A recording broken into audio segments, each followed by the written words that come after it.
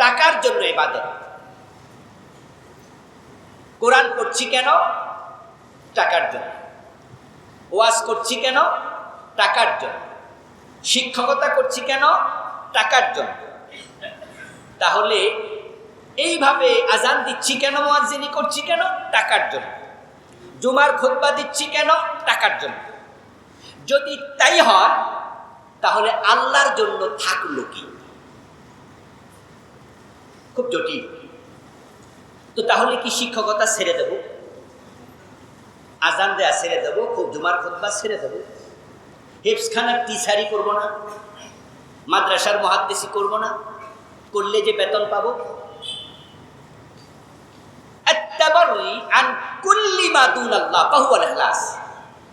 যদি টাকা ঢুকে যায়, বেতন ঢুকে যায়, প্রদর্শনের ইচ্ছা ঢুকে যায়, তো ইখলাস থাকলো কই?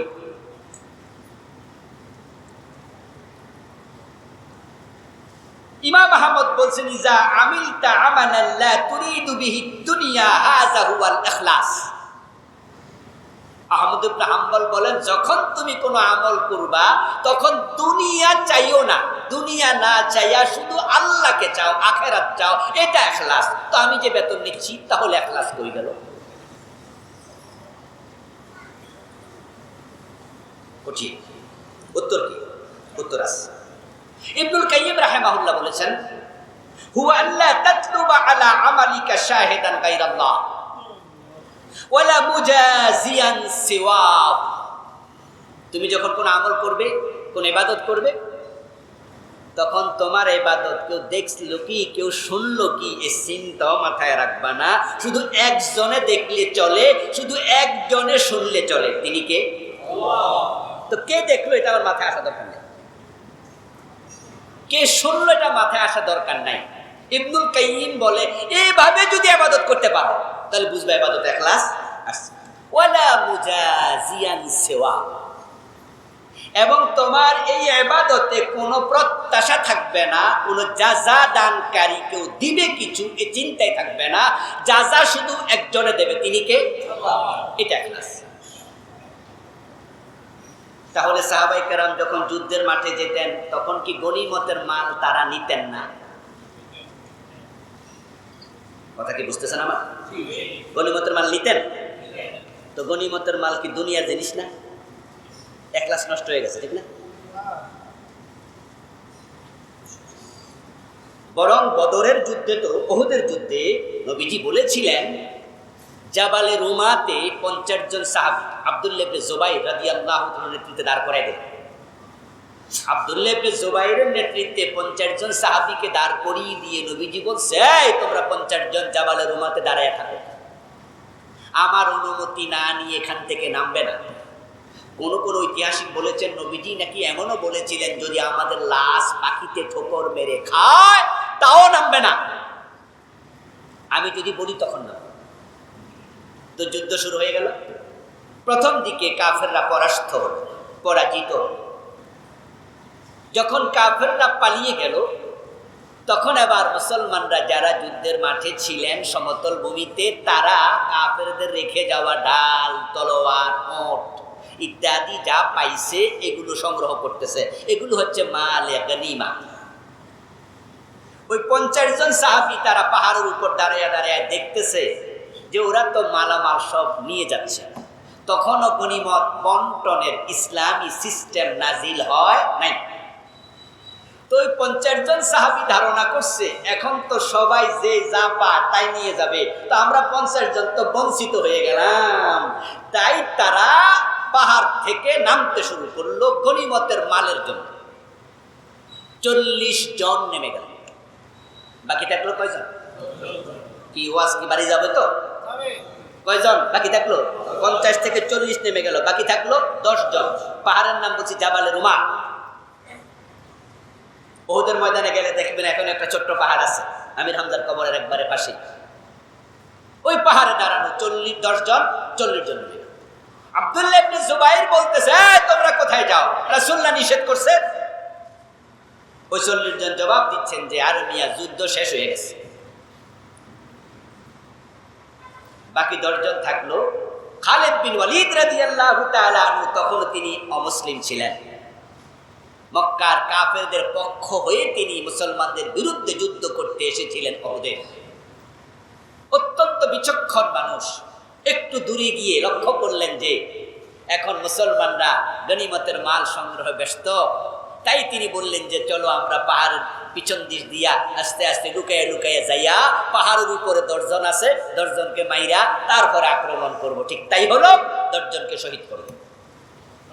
অতর্কিত আক্রমণ করলো। পরে যুদ্ধের রেজাল্ট আপনারা উহুদের ব্যাপারে জানিনি, 70 জন মুসলমান শহীদ হয়ে গেল, রাসূলের দাঁত পর্যন্ত ভেঙে গেল। এখন আমার প্রশ্ন, ওনারা যে গনিমতের মালের জন্য টোকাটুকি করতেছেন, যাচ্ছিলেন দৌড়াইয়া, ইখলাস নষ্ট হয়ে গেছে? না, সাহাবীদের ইখলাস নষ্ট হয়। হযরত আবু বকর যখন খলিফা, তখন তিনি খলিফা হওয়ার পরে বাজারে রওনা দিলেন কাপড়ের গাইড মাথায় নিয়ে। ওমর রাস্তায় দেখা, আবু বকর কোথায় যান? বলে কেন? বাজারে যাচ্ছি, আমি কাপড়ের ব্যবসায়ী, আপনি তো জানেনই। ওমর বলে তো আপনি খলিফা হওয়ার পরে কাপড়ের দোকানদারি করলে রাষ্ট্র চালাবে কে? আবু বকর বলে সারাক্ষণ রাষ্ট্র চালাইলে পরিবার চালাবে কে? ওমর বলে আমরা আপনার জন্য কিছু টাকার ব্যবস্থা, বেতনের ব্যবস্থা করব। আপনি সারাক্ষণ রাষ্ট্রে সময় দেন, আমরা বেতন দেব। পরে তিনি কিছু বেতন নির্ধারণ করলেন সাহাবীদের পরামর্শের আলোকে। আবু বকর যে বেতন নিল, এতে করে আবু বকরের ইখলাস নষ্ট হয়ে গেল। তাহলে ওনারা কি বুঝাইলেন? যে দুনিয়া ছাড়া আল্লাহকে চাইতে হবে।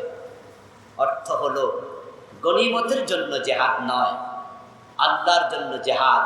গনিমত ফ্রি আসছে, টাকার জন্য আবু বকরের খেদমত নয়, টাকাটা এমনে আসছে।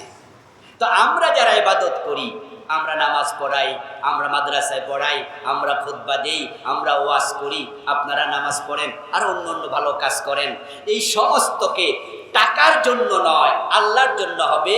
আর এগুলো দুনিয়ার প্রয়োজনে এমনে আসবে। কিন্তু শয়তান এক পর্যায়ে গিয়ে হতে পারে ওটাকে মূল লক্ষ্য বানাইয়া দেবে, যে না, বেতন না দিলে আর ওয়াজি, টাকা না দিলে আর ওয়াজি করতাম না, নামাজি পড়াইতাম, আজানি দিতাম না। যদি আবার এটা হয়ে যায়, তাহলে ইখলাস নষ্ট হয়ে গেল। দুনিয়ার কোন জিনিসের জন্য ইবাদত চলে না। ইবাদত শুধু কার জন্য হবে? ওগুলোকে সাইডে রেখে দিতে হবে, লক্ষ্য বানানো যাবে না। আলহামদুলিল্লাহ, আলেমরা অধিকাংশ এটাই করে।